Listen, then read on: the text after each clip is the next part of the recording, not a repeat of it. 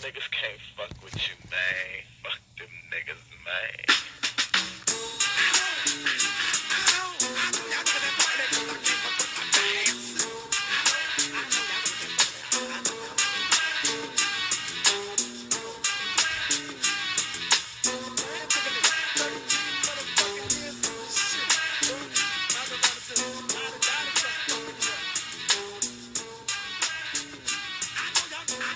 What's going on, Wiz Nation and Mystics Nation?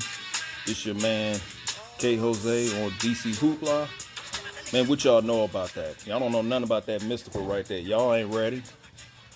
So today is a special day, not because it's the 4th of July, but I got a special treat for you guys. So I have a special guest. So, as you know, I've been talking about my man Decan, who has his podcast himself, WizTakes. Definitely go follow him. Definitely subscribe to him on his Patreon. Also look up Wiz Mafia. That's how you find him on IG and also on Twitter. Yes, so what I'm going to do is I'm going to introduce my main man, Decan. What's going on? What's going on, man? You know I got to play some introduction music for you too. Yes, sir. Yes, sir. So you already know.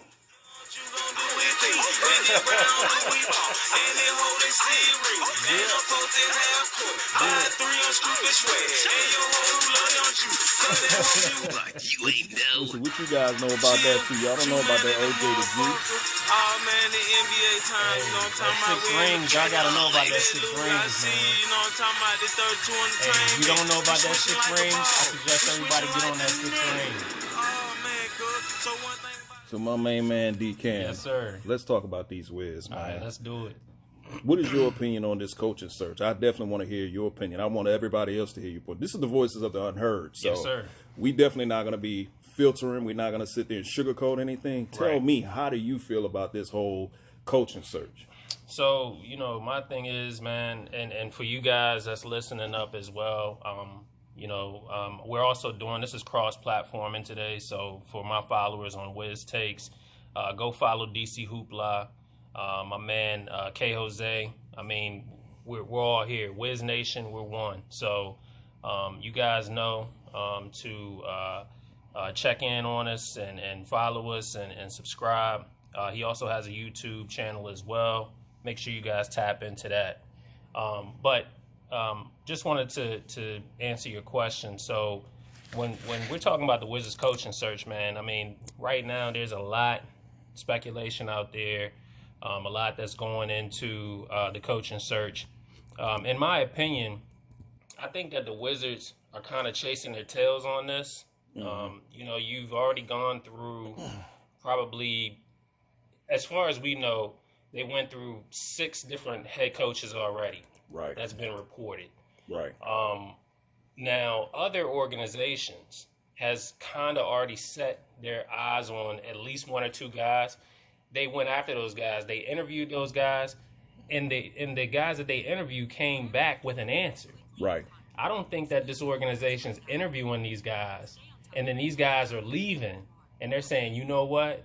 That sounds like a great, great opportunity.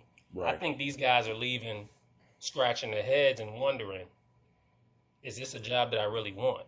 Right. So you would think with us having Russell Westbrook, who's a future Hall of Famer, also triple double king, as well as Bradley Beal, who was second leading in scoring. Mm-hmm. You would figure that would be enough to entice a head coach to come here. But when I see the names such as, the latest is Darvin Ham, he used to play for the Wizards. Yeah. You almost have to wonder, each person that we're interviewing, are they sold on the roster? Are they sold on these 2 guys? And in my opinion, I don't think they're sold on these 2 guys. Yeah, I don't believe they're sold on these 2 guys either. I think that, I think what's happening is they're left with these guys because they have no other options. Right. When you start running low on options, you start seeing these desperate actions. Right. So right. that, So whenever these types of, coaches come about, you start exhausting too many options and you start left with no one. Right. So I'm looking at it this way when it comes down to the Wizards job. Yeah. It's equivalent to like buying a used car. You're inheriting somebody else's problems. Exactly. So I think with these head coaches, they're trying to negotiate. Okay, this is the roster you're giving me. Are you going to make some type of adjustments on this roster? Well, you and I both know with our cap situation, where is it going to come from? And when you look at the other opportunities, other coaching opportunities that are out there, the other coaching jobs, they usually have something positive to reason why that those coaches took those jobs. So when you take Portland, for example, they got Damian Lillard, who's a superstar in his own light. You look at the Pelicans, they kind of like in a situation with us, but they got Zion Williamson that they can say, okay, well, that's a young up-and-coming player. We can do something. If a team, I want to use Houston, but they got their coaching situation already filled. But let's just take Houston, for example. Let's say that they were looking for a coach. Well, they can sell the new coach on us, the number 2 pick. Right. When it comes down to us, the best that we can sell it on is, we got Bradley Beal. Right. But Bradley Beal's contract situation is up in the clouds. Right. Because he controls his own destiny. Right. And then a coach comes in, there's no guarantee that this guy is going to stay here after the season. Correct. Because it's a foregone conclusion, we're going to possibly have another losing season, and maybe we won't make the playoffs, by the skin of our teeth like we did this past season. Right. Teams are only going to get better each year, but we continue to try to create this continuity that just doesn't work. Right. So when you have Denny and you have Rui Hachimura, you need to get to the point where you got to start developing those guys, and you can't rely on a 32, soon-to-be 33-year-old Westbrook and praying and hoping that Bradley Beal is going to commit to you. Agreed. When he's pretty much telling you in so many words it may not happen. Agreed. I think that this organization has to come to a conclusion. Right now they're dipping and dabbing in, hey, what does Russell Westbrook think? What does Bradley Beal think? Right. I think that the organization is too focused on the wrong things. Right. You're not focused on building for the future. You're focused on building for the now. And so what happens is you get your vision gets obscured because you're too busy trying to appease to the veteran guys. Well, I don't know if anyone knows, we're not a team full of veterans. We're a team full of young guys. So it would be different if this team had been continuously making to the second round or the third round, Eastern Conference Finals, and we were getting bounced. That's a team full of veterans that you need to hone in on, focus in on, hey, maybe there's 1 or 2 pieces that we need to move because these veterans are not getting it done, when the lights are the brightest. That's when you start worrying about the build for now. But right now, you have a team full of young guys. Mm-hmm. You don't have a team full of veterans. Right. So you're worried about the wrong things. That's the problem with this organization, is that they're too busy worried about appeasing to Bradley Beal and Russell Westbrook. Right. I don't know how much longer these two guys have with this organization, but you can't think that it's whatever move we make tomorrow is going to be a move that benefits them for the long haul. It's only to benefit them for the short term. Right. I definitely agree with that. I can't disagree with none of that. So when we talk about, we've already talked about the coaching situation. Let's even talk about player moves. Okay. So there's an idea. It's not an actual rumor. It's more of an idea where it was put out there that you can make a move for Jaylen Brown, moving Bradley Beal. Yep. Now, I actually like that idea. I do as well. Because Jaylen Brown is, 4 years younger than Bradley Beal. You know what you're going to get out of him. Some people say, well, he's injured right now. Mm-hmm. Okay, well, that's part of the game. But Jaylen Brown also costs you less money than when Bradley Beal is getting ready to cost you. Absolutely. So he's young enough to grow with Denny and Rui. He can grow with those guys. And Daniel Gafford. Mm-hmm. If you are Tommy, do you pick the phone up when Boston is calling with that offer? I would say yes. And the reason why is because, like you said, first of all, he makes about $15 million less than Bradley Beal. He's a younger player. Mm-hmm. You at this point, you have to see what you can get for Bradley Beal's services at Bradley Beal's age. Right. He's not getting any younger.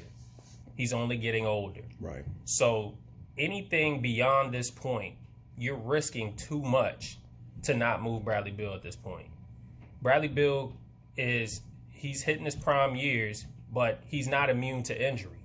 So let's just say if an injury does happen, all of these potential moves you can make right now is going to be out the window. So you have to start thinking, hey, we have to start getting these wheels moving in motion. Right. Does it make sense for us to trade a Bradley Beal right now because of the money he's making, because of the potential injuries? Mm-hmm. You know, does it make sense to do that right now? Or is it worth the risk having him continue to play into his contract with the Wizards on a mediocre basketball team? Right. I think we all know the answer to that. So, you know, in my opinion, I believe that the Wizards should make a move, and you do make a move like that for Jaylen Brown, and you get younger pieces, and you get draft capital, and you get assets in return. Man, I definitely agree with that, and I'll piggyback off what you said. At this point, you know what you're getting out of Bradley Beal. You know, Bradley Beal puts up a lot of points, and it's no disrespect to him. He has gotten better since he's been a Wizard. But at the end of the day, we don't win ball games with him as the leader. His leadership has been in question. You and I have questioned his leadership for the past 2 years. Right. And we've been proven right that he can't lead us anywhere. This past season was proof enough. He needed a Westbrook to come here to actually get us to the playoffs. And Westbrook barely got us in the playoffs himself. Right. So right now, you have to see what you can get for Bradley Beal. I don't give a shit what he says.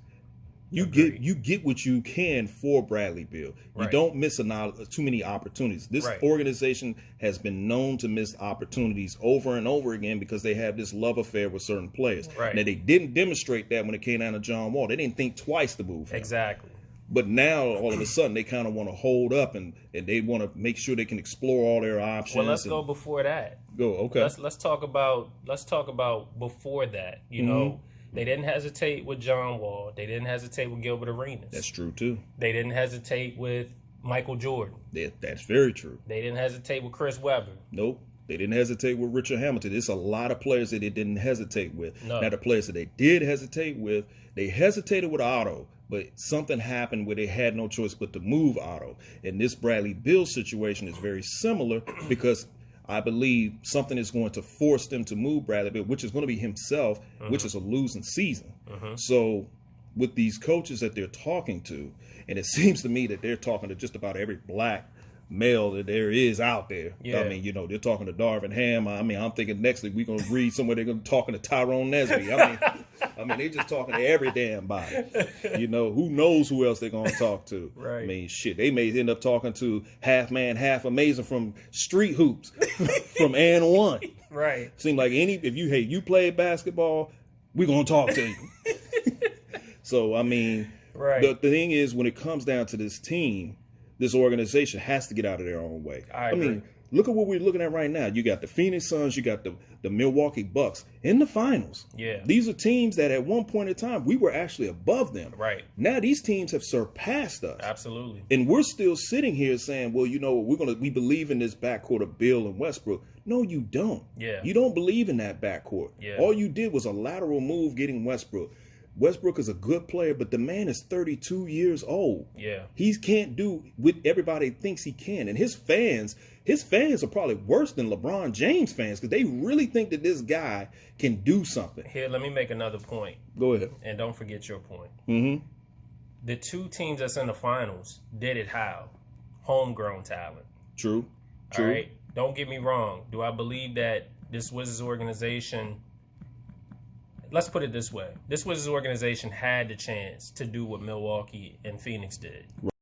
All right, we back. Definitely want to apologize. Technical difficulties. So, as I was saying earlier, if I can remember, I was just saying that with all the different coaches that we're talking to, it's just basically telling fans like you and myself is that this job is definitely not desirable. You know, the organization is acting like it's a desirable job, but the coaches that we're interviewing is letting us know it's not a desirable job. Perfect example. Her name has been thrown around. Well, why haven't we interviewed Becky Hammond? I haven't heard our name being linked to her. Maybe because she's not interested in the job. Maybe she probably doesn't want to coach Bradley Beal or Westbrook. there's probably these guys that we're talking to, and some of these guys, we don't even know who they are. I mean, we know who Darvin Ham is, but there's been a couple of names out there, and I'm like, who?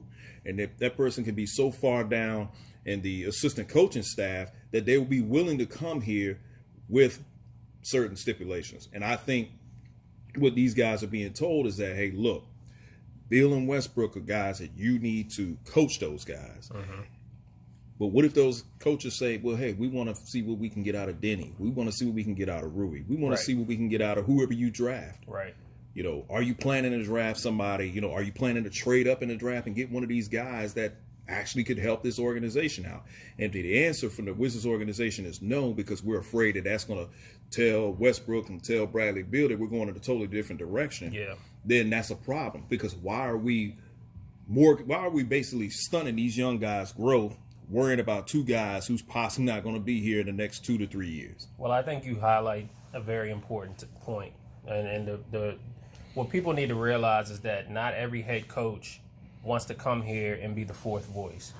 I've said this numerous of times, and I've said this in one of my previous podcasts. A coach is going to want to come here and put their stamp on the team. They're going to want to put their stamp on the franchise. Bottom line is nobody's going to accept the head coaching position here if you have to listen to guys and not be the vocal leader and not be the guy who creates the culture in the locker room. That's true. If you're telling a coach your only job is to appease to two other guys who create the culture, then you're not gonna want to coach this basketball team. You're not gonna want the job. It's like any job. Right. It's like anything. If somebody told you, this is the system, it is what it is, you have to follow that system. Are you gonna be intrigued with that type of position?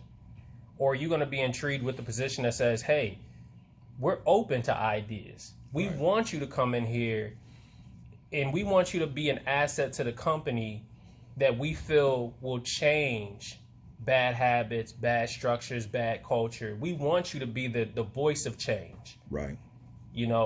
It's hard to say. Now, what I can say is the reason why Becky Hammond hasn't been mentioned is because she's the voice of change. That's true. She's a woman. So automatically her coming through the door, she's going to be a difference maker because she's a woman. Wow. That sounds brings up a very interesting point. Are the Wizards organization chauvinistic? You have to wonder if some of these guys are chauvinists. I mean, let's stay on the female situation for a moment. So let's talk about another team that I cover as well, which is the Washington Mystics. Now look at their situation. Yeah. You got the coach over there. I never get his name correctly pronounced. Thibodeau. So you got Thibodeau coaching the team, but when Thibodeau came in there with stipulations. Hey, if I'm going to come here, I need to also have control of the roster. Right.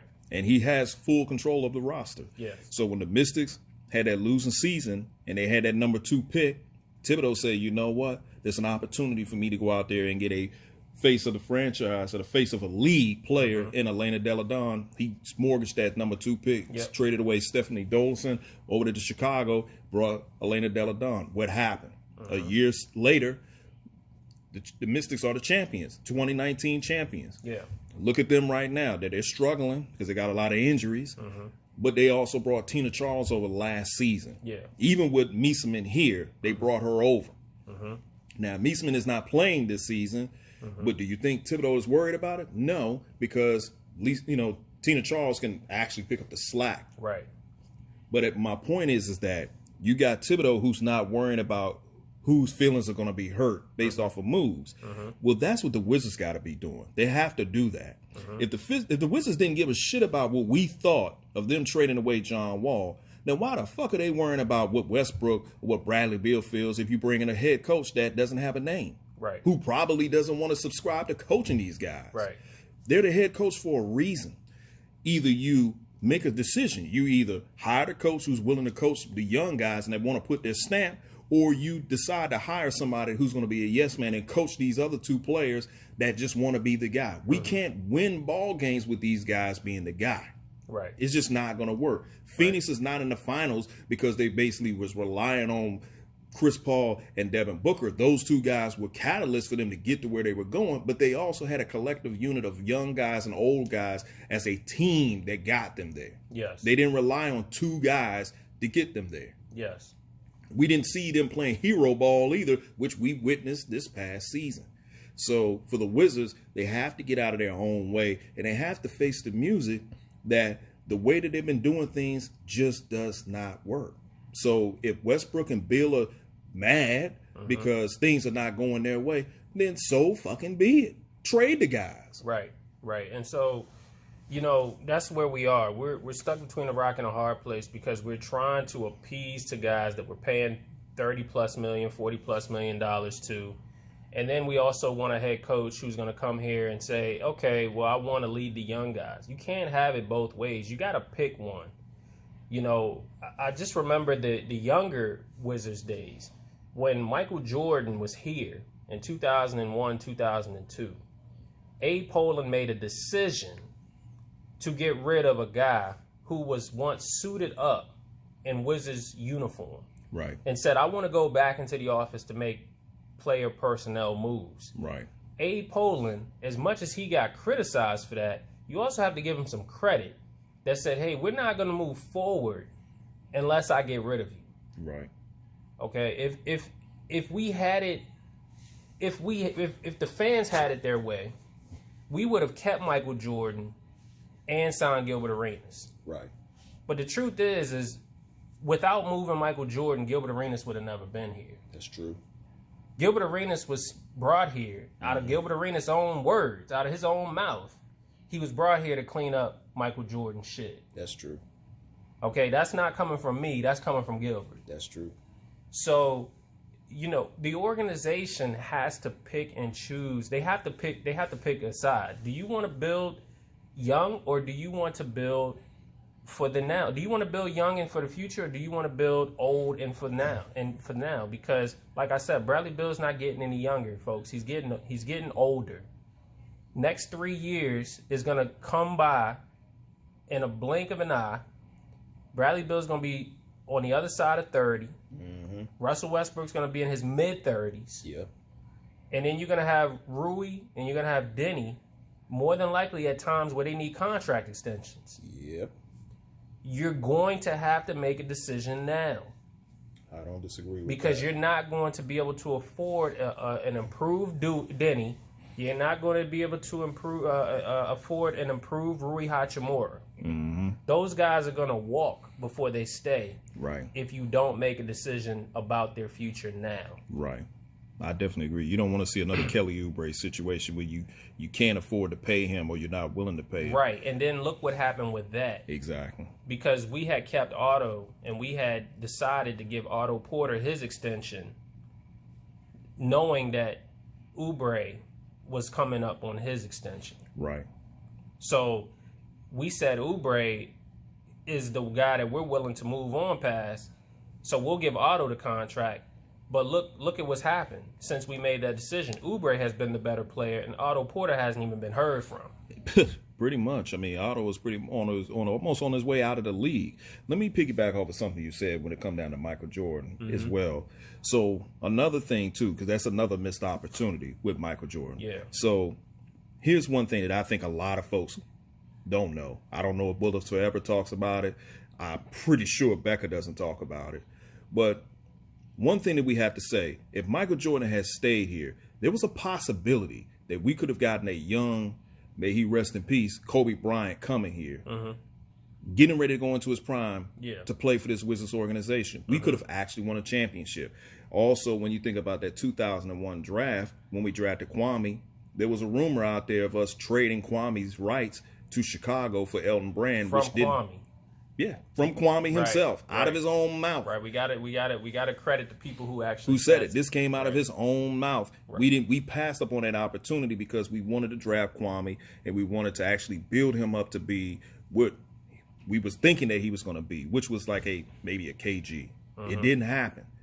But at the end of the day, it's certain mistakes like that can come back to haunt the franchise. Yeah. And my point is, not willing to move Bradley Beal because you want him to stay here is going to hurt this franchise in the long run, if you have Denny actually gets better, and you got Rui Hachimura gets better, and he looks like maybe a Kawhi Leonard type, but you ain't got the money to pay him. So then you got to let him go to a team like San Antonio, and he turns out to be the player that we was expecting him to be. But because we chose to stick with a guy who's past 30, who's possibly going to be making $50 million a season, then we're back at rock bottom again. Well, let's also add in, we know what we're getting from Bradley Beal at this point.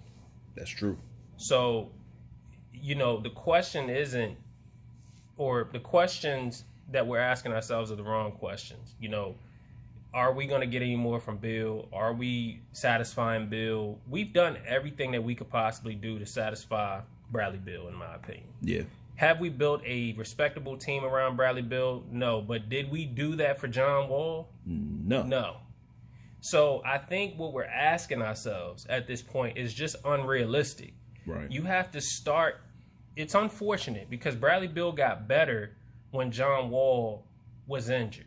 Right. So we never got a chance to see this Bradley Beal when we were making the playoffs. That's true. I look at it that this organization is we put ourselves in this position because we were trying to continue appeasing a player who was not going to get any better than what we see him to be right now. Mm-hmm. Had the organization said, a couple years ago, you know what, we're caveating Bradley Beal with John Wall. Hey, if John Wall leaves, so does Bradley Beal. This would already be behind us. Yeah. Okay, folks, this would already be behind us. So for the listeners out there, think about that. Had we made the decision to just put John Wall and Bradley Beal in the same bucket together, and said, hey, if we can't get it done with one guy, then we're not going to be able to get it done with the other guy. Had we made that decision a long time ago, this issue, this identity crisis that we're going through would have already been behind us. As soon as John Wall was moved, Bradley Beal should have been moved. Absolutely. And vice versa. Absolutely. And for those people out there that are more pro Wall or more pro Beal, I get it. I get the arguments. You want to see this team. You want to see what this team could do without John Wall. You wanted to see what this team could do, without a guy averaging 20 and 10. Fine. But now that you're seeing it, you're getting a huge dose of what it looks like. Mm-hmm. When are you guys going to come to the realization that it's not exactly what you thought it would be? Exactly. So it's time, folks. It's time to move on past Beal. Everyone loves what Bradley Beal has developed into. But we know what we're getting out of Beal at this point. Yeah, absolutely. Think about it, man. I mean, the Lakers fans was going through this situation, back in 2003, 2004, should I say, when it came down to who they had to choose between Kobe and Shaq. Right. But guess what, Wiz Nation? We don't have a Kobe or Shaquille O'Neal here. Right. So there's a big difference. So when the John Wall got traded, we should not have taken the approach that Bradley Beal was Kobe Bryant, right? Because he damn sure ain't Kobe Bryant. And that's the thing. Like, we all know that Bradley Beal is not Kobe Bryant. But there's a lot of Beal apologists out there that would think that, he's the second coming of Kobe Bryant. Right. Which I don't really understand that argument because, Beal has always been he's always been a great sidekick player. Right. When Bradley Beal leaves the Wizards, he's going to be another sidekick. He's not going to be the guy. Nope. If Kobe left the Lakers, Kobe would have been the guy, no matter where he went. Exactly. So, again, man, I think the arguments, I think we're really making the wrong decisions, at this point. Right. And we're trying to appease something that has a dead end. Yeah. Very much. I mean, if you look at it, and I'm gonna end it on this note. The moment we got rid of John Wall, and we're acting like Bradley Beal is Kobe Bryant, he's not. If anything, Bradley Beal is Greg Gumbel. That's who he is, and we just got rid of Bryant Gumbel. So I'm just going to look at it that way. John Wall was Brian Gumble, and we were stuck with Greg Gumbel. Who the hell talks about Greg Gumbel? Nobody. So as far as I'm concerned, Wiz fans, Wiz Nation, we're pretty much stuck in a rock and a hard place. So based off of that, we just had to come back on here and talk about something else. But I'll tell you, man, it was a pleasure having my main man D-Can on here talking some Wiz basketball. We definitely going to do this in the future. I'll come on his channel and we'll talk some Wiz hoops. Yes, sir. Before y'all go, once again, subscribe to DC Hoopla. Subscribe to his YouTube channel, his Twitter. Also subscribe to WizTakes on IG. I believe you're on IG as well, right? Absolutely. Okay, so WizTakes. Follow me on Wiz's Mafia on Twitter. And, you know, I'm signing off, and my man DC Hoopla is gonna let it go from here. Definitely gonna sign off on that. Like I said, you just heard the voices of the unheard. Like I said, man, we're unfiltered, unapologetic, and again, we're just real Wiz fans. We out here for the real Wiz fans out here. We're the voice for the real Wiz fans. Yes, sir. So it's definitely a pleasure. Yes, sir. Hear from you guys later on.